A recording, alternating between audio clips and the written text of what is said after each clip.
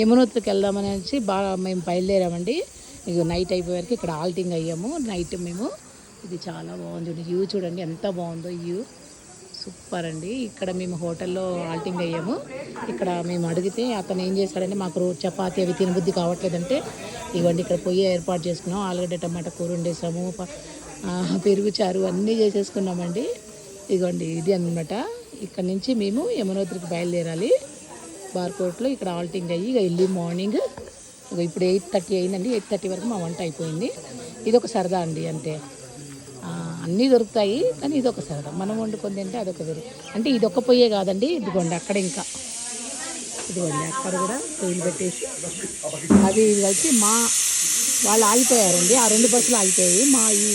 మేము 13 నెంబర్కి ఒక బస్సులో కూర్చున్నాం, చిన్న బస్సులో.